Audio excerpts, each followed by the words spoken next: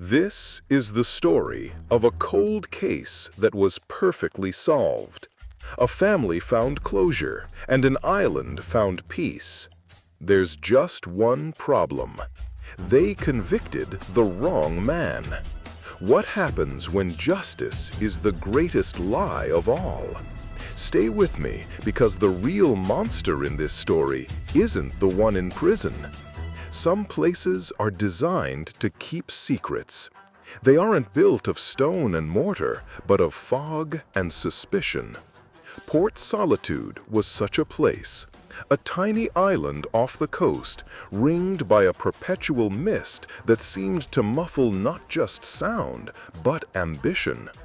Here, life moved with the rhythm of the tides, and the highest virtue was to blend in, to become as gray and unchanging as the sea-worn cliffs. Into this muted world, Chloe Sterling was a splash of defiant color. At 22, she was an artist, and her canvases were loud with the life she craved on the mainland, the impossible yellows of city taxis, the violent reds of a sunrise not seen through a veil of fog. To the islanders, who measured wealth in nets mended and lobster pots hauled, her art was a frivolous rebellion. To Chloe, it was a map to a world she was determined to reach. Her last day on the island was a tapestry woven with the quiet tensions that had defined her life there. It began with a phone call to her older sister, Maya, on the mainland. Their conversations were always a loving battleground, a push and pull between Maya's protective caution and Chloe's desperate need for escape. "Just one more year, Chloe," Maya had pleaded, her voice a familiar mix of love and worry. "Save up a little more. Have a plan." But a plan felt like another anchor in a place already drowning in them. Chloe hung up with a promise she knew she wouldn't keep, the unspoken words hanging in the static between the island and the world beyond. Later that afternoon, a shadow fell across her path. Elias Thorne, a fisherman whose solitude was so profound it had become a physical presence, stood watching her from the edge of the woods. He was a man carved from the island's driftwood, weathered, silent, and carrying a history no one cared to learn. His gaze wasn't malicious, but it was heavy, possessive, the look of a man who resented anything beautiful that he couldn't hold. They exchanged no words, only a long, unsettling moment of acknowledgement before Chloe hurried on, the feeling of his eyes on her back like a sudden chill. The day ended, as so many did, with a ritual. The annual bonfire on the beach marked the close of the fishing season, a rare moment of forced community. Flames clawed at the gray October sky, casting flickering, distorted shadows on the faces of people Chloe had known her entire life, but never truly understood. She saw the tight-lipped smiles, the shared glances that passed between families like currency. She was among them, but not of them. As the fire dwindled to a bed of glowing embers and the islanders began their slow retreat into their salt-sprayed homes, Chloe felt the familiar pull of the ocean. She walked toward the water's edge, a lone silhouette against the silvered rising tide. The fog, patient as a predator, began to roll in, swallowing the shoreline, the rocks, and then her. No scream, no sign of struggle, no sound. Just gone. The tide came in, and when it went out again, it took her with it, leaving behind nothing but the cold, wet sand and a silence that would soon become the most haunting sound Port Solitude had ever known. The arrival of mainland law enforcement was like a foreign object introduced into a closed ecosystem. Detective Grant Kincaid, a man accustomed to the predictable grid of city streets, stepped off the ferry into a world governed by unwritten laws. He and his team were met not with hostility, but with something far more impenetrable. a polite, unyielding wall of silence. The islanders of Port Solitude, bound by generations of shared hardship and mistrust of outsiders, closed ranks. Their loyalty to each other was thicker than the fog that clung to the docks.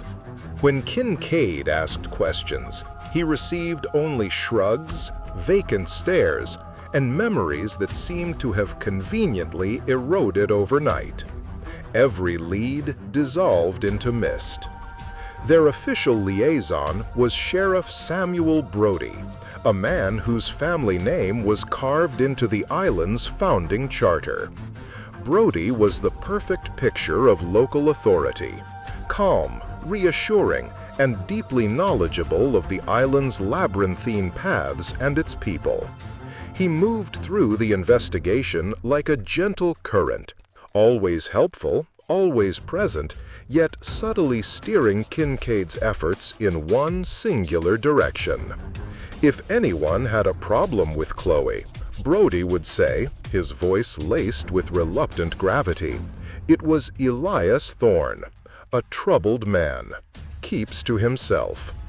With each carefully planted seed of doubt, Thorne, the outcast, the quiet loner, became the convenient repository for the island's collective fear and suspicion. He was the answer before the question was even fully formed. Then came another intruder, one they could not so easily dismiss. Maya Sterling arrived on the next ferry, her grief a raw, sharp thing that was too loud for the island's muted sorrow. She was the mainland personified, demanding, impatient, and unwilling to accept the quiet resignation that passed for comfort in Port Solitude. She clashed immediately with Sheriff Brody's placid assurances that everything that can be done is being done. His calm felt like a dismissal of her pain. The veiled hostility of the community felt like an accusation. They looked at her as if her sister's disappearance was a mess she had brought to their shores. Refusing to be shuttled back to a world where her sister no longer existed, Maya made a decision that sealed her fate as the island's permanent ghost. She bought a small tent and pitched it on the wind-swept stretch of beach where Chloe was last seen, a flimsy beacon of defiance against the encroaching tide and the island's cold indifference. There, with the salt spray on her face and the endless gray of the ocean before her, she made a solemn vow, not to the islanders or to the police, but to the silence itself. She would not leave. She would not rest. She would stand vigil until Port Solitude gave her sister back, peace of agonizing peace, if it had to. The search for Chloe Sterling was over. The siege had just begun. Time moves differently on Port Solitude. It doesn't pass. It settles like silt at the bottom of a still pond. On the mainland, 7 years is a lifetime. Marriages begin and end, children are born, careers rise and fall. But on the island, 7 years was just a longer season of quiet. Chloe Sterling's disappearance faded from an active crisis into a piece of grim folklore, a cautionary tale whispered to restless teenagers who dreamed too loudly of escape. The case file on Detective Kincaid's desk gathered dust in a records room, officially open but practically forgotten. The trail was not just cold, it was frozen, encased in the ice of the island's collective amnesia. But not for Maya. For her, time had stopped on the night her sister vanished. She remained, a ghost haunting the living. The flimsy tent on the beach was eventually replaced by a small, salt-weathered cabin she rented by the month, a place that became less a home and more an incident room. The walls were a chaotic collage of maps crisscrossed with red yarn, timelines marked with frantic annotations, and dozens of photographs of Chloe's smiling face. It was a shrine of quiet hope and painful, obsessive memory. She became the island's archivist of sorrow, her laptop a weapon against their forgetting. She started a blog, The Solitude Search, its posts a digital scream into the void. She detailed every inconsistency in the official narrative, every half-truth she'd managed to pry from the tight-lipped locals during awkward encounters at the general store. She became a thorn in the side of a community that craved the easy comfort of peace. The crushing weight of those 7 silent years pressed down hardest on 2 people. For Maya, hope, once a burning fire, had calcified. It became a brittle, obsessive faith, the kind that both sustains and consumes. She was no longer just searching for her sister. She was locked in a battle against the island itself, against its silence, its secrets, its very soul.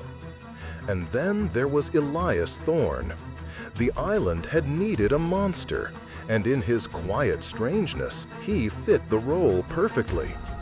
Under the unbearable, unending pressure of suspicion, the averted gazes, the mothers pulling their children closer when he walked by, the heavy silence that fell when he entered a room, he had retreated completely. He stopped mending his nets on the dock. His boat rotted in its mooring.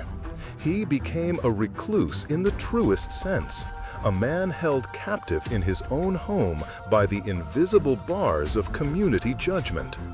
The island had whispered that he was a monster for so long that he finally began to wear the shape of their fears, a man hollowed out by a crime he did not commit. For Maya Sterling, life became a ritual of remembrance. Her calendar was not marked by days or months, but by the number of tides that had come and gone since she last heard her sister's voice.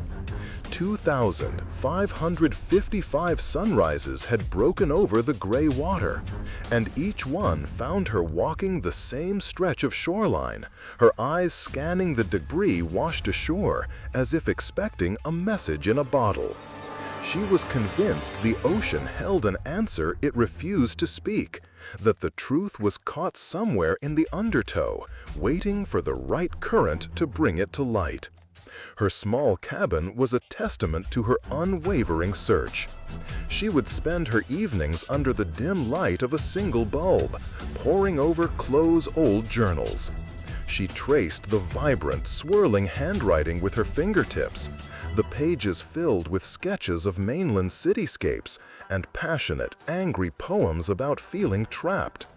Every word was a clue, every drawing a potential map. She was searching not for evidence of a crime, but for evidence of a plan, a secret, a reason Chloe might have run that didn't end in violence. But the journals only offered a more painful reminder of the bright, defiant life that had been extinguished. Her only connection to the official world was a series of strained, monthly phone calls with Detective Kincaid. These conversations became their own ritual of futility. Maya would present a new, fragile theory, a discrepancy in an old witness statement, a strange delivery to the island on the day Chloe vanished, her voice brittle with forced composure. Kincaid, in turn, would respond with a weary, professional sympathy that felt more like pity. He spoke of cold case statistics, of the harsh realities of investigations with no body and no physical evidence. He gently urged her to move on, to find a way to live with the not knowing. "Sometimes, Maya," he once said, his voice heavy with resignation, "there are no more answers to be found." But for Maya, accepting the unknowable was a betrayal. It was an acceptance of the island's victory, of its power to swallow a person whole and erase them from the world. She didn't believe the truth was gone. It was just quiet. It was hidden somewhere in the tight-knit web of families that had populated this rock for centuries, in the shared, knowing glances that passed over the counter at the general store, in the deep ancestral silence of Port Solitude. Kincaid saw a dead end. Maya saw a conspiracy of silence, and she was prepared to wait. She would outlast their secrets. She would become a landmark of their guilt, a permanent monument to the sister they were all trying so hard to forget. Sheriff Samuel Brody was the bedrock of Port Solitude. To the islanders, he was more than a lawman. He was a living landmark, a fourth-generation Brody whose family was as much a part of the island's foundation as the granite cliffs. He projected an aura of unshakable, benevolent calm. He organized the community watch during tourist season, delivered groceries from the mainland ferry to the elderly shut-ins, and always had a comforting word for anyone unnerved by the island's oppressive isolation. He was seen as the gentle patriarch, the steady hand that held the fragile community together. To Maya, however, he was a source of constant, low-level frustration, a wall of placid reassurance. He was always promising to look into things, to ask around, but his efforts never seemed to bear fruit. His sympathy felt as thick and impenetrable as the fog. For a moment, the narrative lens shifts, following the sheriff on his daily rounds, revealing the subtle artistry of his control. We see him making a welfare check on Elias Thorne. He stands in the doorway of the small, cluttered cabin, his presence filling the space. His words are kind, laced with concern. "Just checking on ya, Elias. Folks are worried." But his eyes perform a cold inventory of the squalor. His visit less an act of kindness and more a quiet reinforcement of Thorne's status as the island's designated problem. His presence is a heavy weight, a reminder to Elias of his place in the island's pecking order. Later, we see him at the docks, speaking with Martha Gable, an old woman with sharp ears and a sharper memory. She had told him, back in the first days of the search, that she'd heard the distinct growl of an outboard motor late on the night Chloe vanished, a sound out of place in the dead of night. Now, years later, Brody sits with her on a bench, his voice a low, soothing balm. "You know how the wind plays tricks in the cove, Martha," he says, patting her hand. "It can sound like anything out there. A boat, an engine, even voices." He isn't correcting her. He's gently editing her memory, replacing a sharp, inconvenient fact with a softer, more palatable uncertainty. With every quiet word, with every comforting gesture, Sheriff Brody was shaping the island's collective memory. He was trimming the jagged edges of what people knew, or thought they knew, until only a smooth, simple story remained. A story about a troubled girl, a strange loner, and a tragic, unavoidable accident. He wasn't just an officer of the law. He was the quiet, unassuming architect of the island's reality, ensuring that the version of the truth that survived was the one the community needed it to be. For 7 years, the case was a phantom, a story with no final page. The truth, it seemed, would remain buried under the weight of the island's silence. And then, as it so often happens in these stories, the past was unearthed not by a detective or a desperate seeker, but by the careless curiosity of a child. A new family from the mainland, the Harpers, bought the long-abandoned plot of land that bordered Elias Thorne's property. They were outsiders, blissfully unaware of the deep, cold currents of the island's history, and they dreamed of building a small summer home with a view of the sea. One brisk autumn afternoon, while Mr. Harper was wrestling with a tangle of thorny brush that had claimed the property line for decades, his 10-year-old son, Leo, was exploring. The boy was drawn to an old rusted burn barrel, a relic from a time before mainland trash service. It sat half-swallowed by weeds, a silent metal sentinel at the very edge of where their new life met Elias Thorne's long isolation. Bored, Leo kicked at the barrel. A puff of ancient, gray ash rose into the air. He kicked it again, harder this time, and something shifted in the compacted debris at the bottom. A glint of silver caught the weak afternoon sun. Intrigued, he knelt down and dug into the cold, damp remnants of forgotten fires. His small fingers closed around a metal object. He pulled it out. It was a locket, tarnished black with soot and caked with grime, but its shape was unmistakable beneath the filth. A crescent moon, hand-fashioned, hammered from silver, with a small, delicate clasp. Knowing only the vague, spooky legend of the girl who disappeared, the Harpers turned the locket over to Sheriff Brody. The sheriff arrived at Maya's small cabin as dusk was settling over the island. He held the object in a clear evidence bag, his expression a careful mask of professional gravity and solemn sympathy. He didn't need to say a word. The moment Maya saw it, the air left her lungs.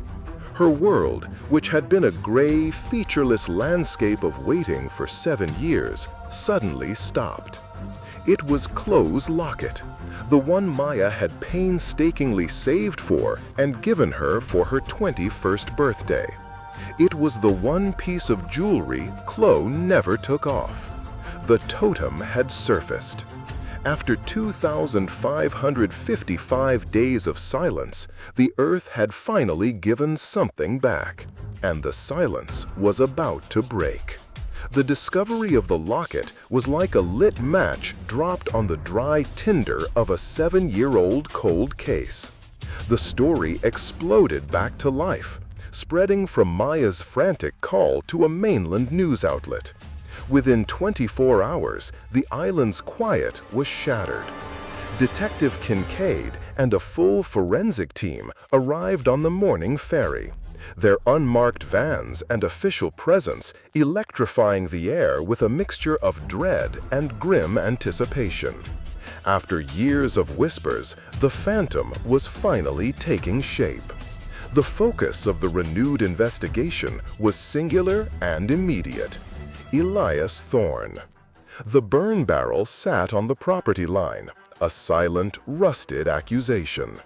His small plot of land, which for years had been a no-go zone protected by his own intimidating solitude, was now a full-scale archaeological dig.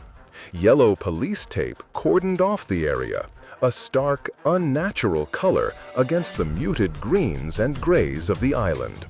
Islanders gathered at a respectful distance, their faces a mixture of morbid curiosity and a dark, satisfying vindication. They had known all along. Under the watchful eye of Sheriff Brody, who assisted the mainland team with his intimate knowledge of the terrain, the excavation began. He pointed out the soft spots in the soil, the areas where the ground had been disturbed years ago. "Always had trouble with runoff here," he'd say, his voice calm and helpful. The forensic team, armed with shovels and sifters, went to work. It didn't take long. Just a few feet from the burn barrel, buried in the soft, peaty soil, a searcher's shovel struck something other than rock. Carefully, they cleared the dirt. It was the sole of a boot. A single, weathered hiking boot, its leather cracked and faded, a perfect match to the brand Chloe favored. The dig intensified. Soon after, they found more. Scraps of blue denim, rotten with damp, but unmistakably from a jacket. Kincaid pulled up the last known photograph of Chloe on his phone, the one taken by a tourist on the beach hours before she vanished. She was wearing that jacket. To the investigators, it was a clear and damning pattern of disposal. The items were close together, shallowly buried, as if disposed of in a hurry. To Maya, standing beside Kincaid, her hand covering her mouth, it was irrefutable proof. Each new discovery was a new wound, but also a new step toward an ending. After years of the ocean and the island offering nothing but silence, the earth was finally giving back what it had taken. Her faith, however brittle, had been rewarded. The truth was rising to the surface. With the evidence unearthed, the full weight of the state descended upon Elias Thorne. His arrest was a quiet, almost anticlimactic affair, performed with the solemn formality reserved for a foregone conclusion. He offered no resistance as Detective Kincaid and Sheriff Brody led him from the dark interior of his cabin into the harsh light of day.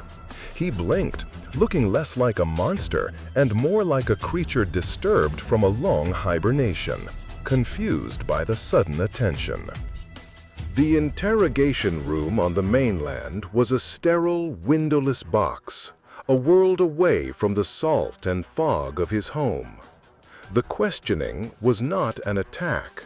It was a slow, methodical dismantling of a man who was already broken.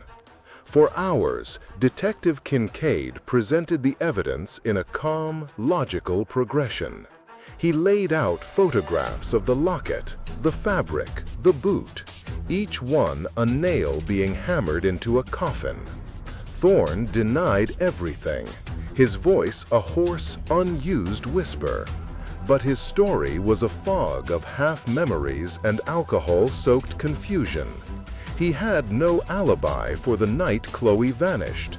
He was drunk, as he was most nights. He was alone, as he was always. He couldn't say for sure that no one had been on his property. Who would have been? Every answer was a knife made of fog. You could feel the edge, but not see it. Throughout the interrogation, Sheriff Brody sat in the corner of the room. He was a silent, reassuring presence for Detective Kincaid. He nodded along as Kincaid laid out the damning timeline, his expression one of grim confirmation. To Elias, the sheriff's presence was something else entirely.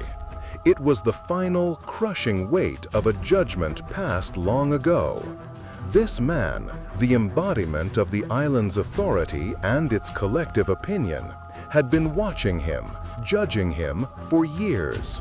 Now, seeing him nod in agreement with the mainland detective was the final confirmation. He was trapped. The evidence was impossible, but it was there. The logic was undeniable.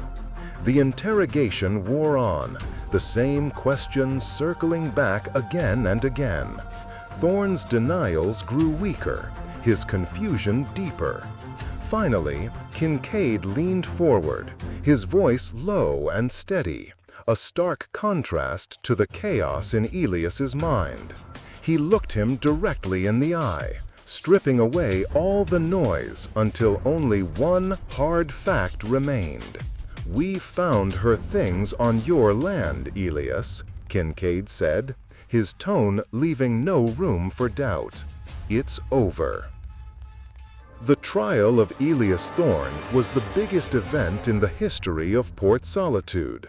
For 2 weeks, the small wood-paneled town hall was converted into a makeshift courtroom, packed every day with islanders whose faces showed a grim mixture of fascination and solemn vindication.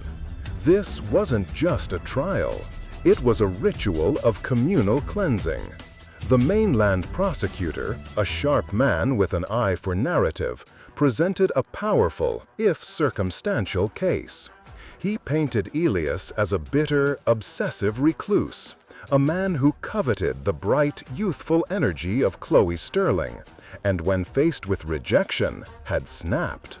The defense attorney, a weary public defender from the mainland, argued that his client was a convenient scapegoat, a victim of small-town prejudice and groupthink.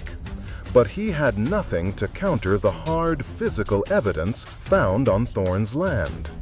The turning point of the trial, the moment that sealed Elias Thorne's fate, came when Maya Sterling took the stand. She walked to the witness box with a quiet, fragile dignity that captivated the courtroom. Her testimony was not angry or accusatory. It was a portrait of profound, bottomless grief. She spoke of Chloe's dreams of art school, her infectious, booming laughter, her fierce loyalty. She made her sister real again, pulling her out of the cold fog of a case file and placing her, vibrant and alive, in the center of the room. Then she turned her gaze from the jury and looked directly at Elias Thorne. Her voice, though quiet, was devastatingly clear. "You didn't just take my sister," she said, tears finally tracing paths down her face. "You took the sun." In that moment, something inside Elias Thorne, already cracked and brittle from 7 years of isolation, finally shattered. He had weathered the suspicion, the whispers, the cold weight of the evidence. But the sheer, unvarnished force of Maya's pain was more damning than any of it. He saw in her face the reflection of the monster the island had made him. When the prosecutor, sensing the shift, approached him for the final time and asked him directly, "Mr. Thorne, did you kill Chloe Sterling?" Elias didn't look at the lawyer. He looked at Maya, then at the jury, his eyes hollow and defeated. "I did it," he mumbled, his voice cracking with a strange mix of despair and relief.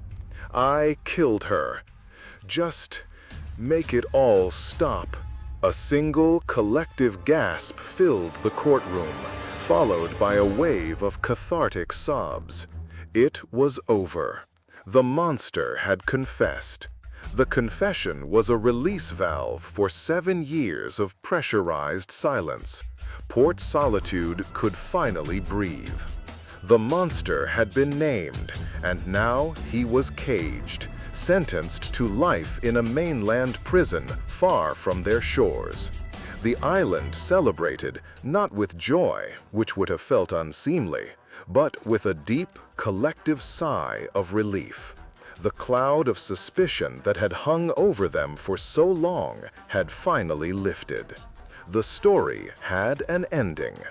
Maya Sterling was the hero of the hour. Her relentless quest, her refusal to let her sister be forgotten, had been vindicated in the most dramatic way possible.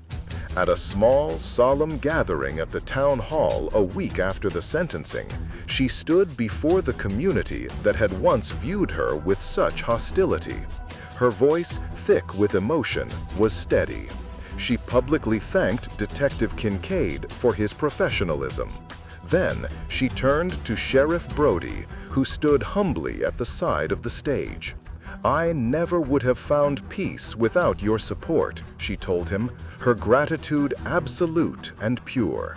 "You never gave up on Chloe. Thank you." Brody accepted her thanks with a quiet nod, a portrait of civic duty and humble grace. For Maya, the verdict was a key, unlocking her from the prison of her own grief. She could finally pack up the maps and timelines, the frantic notes and the photographs that had wallpapered her cabin and her mind. She could finally leave the island, not as the unwavering seeker, but as a survivor who had fought the darkness and won. Her last act on Port Solitude was to place a simple stone marker on the bluff overlooking the beach, engraved with Chloe's name and the dates of her short, bright life.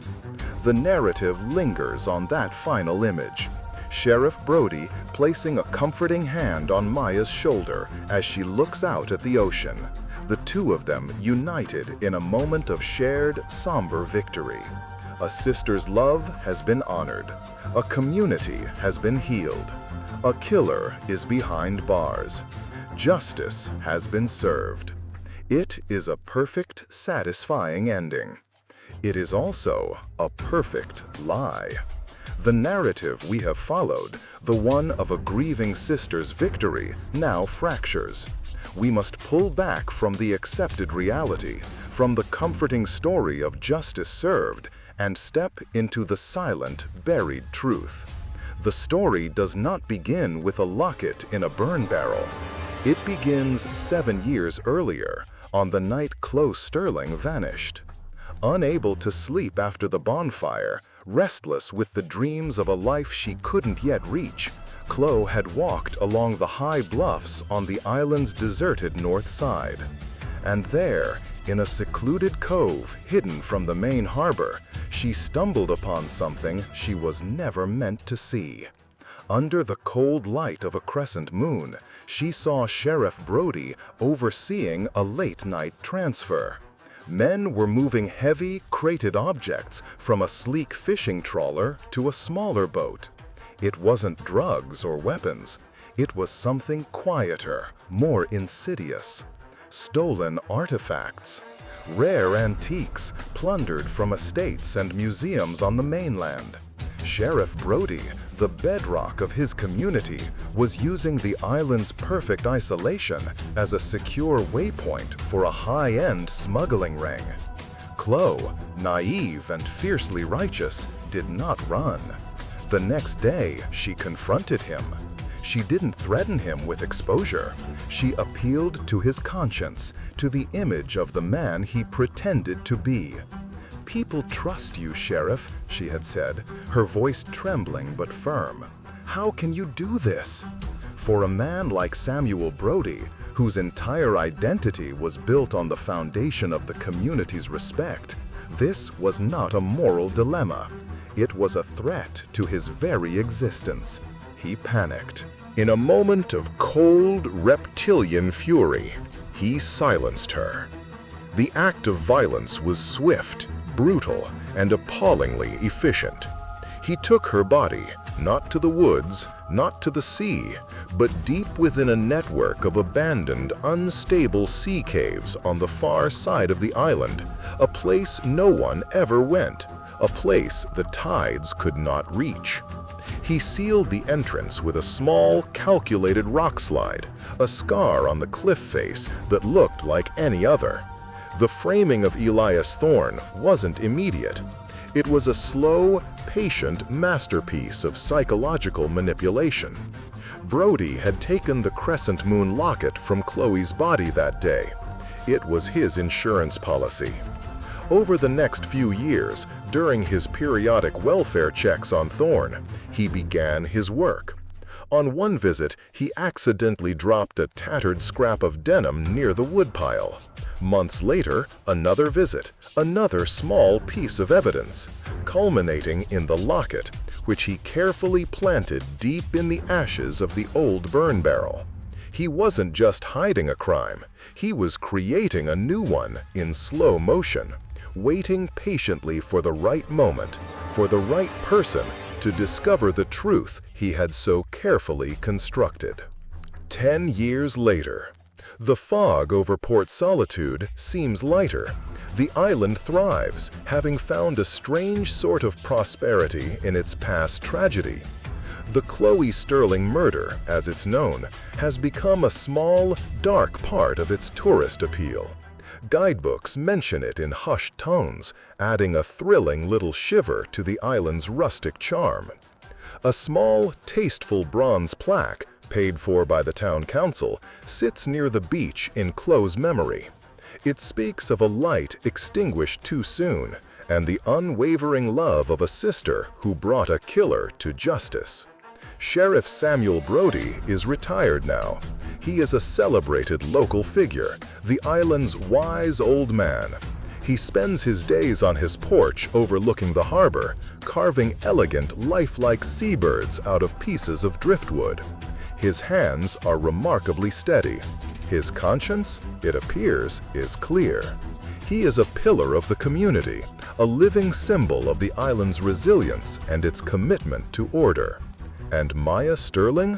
Her book, The Unwavering, a raw and powerful testament to a sister's love and the ultimate triumph of justice, became a national bestseller. It was hailed by critics as an inspirational story of hope and perseverance against impossible odds. She is a sought-after speaker at victim advocacy conferences, a recognized icon of hope for families of the missing. She is healed, vibrant, a woman who looked into the abyss and did not fall.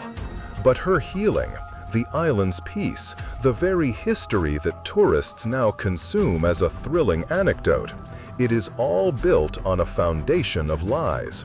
The quiet prosperity of Port Solitude, the success of Maya's new life, the plaque that gleams in the afternoon sun, it is all fertilized by the secret in the sea cave. It is all paid for by the stolen life of an innocent man who sits in a concrete cell on the mainland. His name now synonymous with a crime he only confessed to out of sheer exhaustion. The truth wasn't just buried. It was skillfully and methodically replaced with a more comforting, more inspiring, and ultimately more profitable version of reality. Monsters aren't just found in basements. Sometimes they are celebrated as heroes. Sometimes they retire to a house by the sea and carve birds out of wood. My purpose as the keeper of these stories is to make sure no name stays forgotten. It is the guiding principle of this work, the core belief that drives me into the shadows of these unresolved tragedies. But in the case of Chloe Sterling, a name is remembered for all the wrong reasons. Elias Thorne is not forgotten. His name is etched into the public record, a permanent footnote in a best-selling book, a reviled ghost in the history of Port Solitude. The name that is truly forgotten belongs to the truth itself. The truth was offered up that night on the bluffs, a fragile, inconvenient thing. And it was rejected, silenced, and buried under tons of rock and years of calculated deceit. This story subverts the very hope that so often drives these narratives, the deeply held belief that the earth will eventually give back what it takes, that secrets cannot be kept forever. Here, the earth was made an accomplice. It held the real victim in one hidden place and offered up a scapegoat in another. The community of Port Solitude did not seek justice. It sought an ending, an answer that would allow them to return to their quiet lives. And Maya Sterling, the unwavering seeker, did not find the truth. She found an answer she could live with, a story that gave her pain a purpose and a conclusion. We are left with a chilling inversion of our most cherished motifs. The unwavering seeker becomes an unwitting champion of a lie. The betrayal comes not from a familiar friend, but from the very system designed to protect. And the totem of memory, the crescent moon locket, becomes a tool of deception, a piece of manufactured evidence that points in the wrong direction. Sometimes the most haunting silence isn't the absence of an answer. It's the resounding, deafening silence that follows when everyone, the community, the family, the justice system, agrees to believe a comfortable lie. And you are left to wonder, what is the greater tragedy? A murder that goes unsolved, or one that is solved completely and utterly wrong? The story of Port Solitude reminds us that the search for truth can sometimes lead us to an answer we desperately need, but not the one that is real. The desire for closure can be a powerful and blinding force. What are your thoughts on this case? Do you believe a comforting lie is sometimes better than a devastating truth? Let us know in the comments below. Thank you for watching Deep End Stories. Our mission is to uncover the stories that have been buried and to make sure no name stays forgotten. If you believe in that mission, don't forget to subscribe to Deep End Stories and hit the notification bell so you never miss a case. Well, we'll see you in the deep end.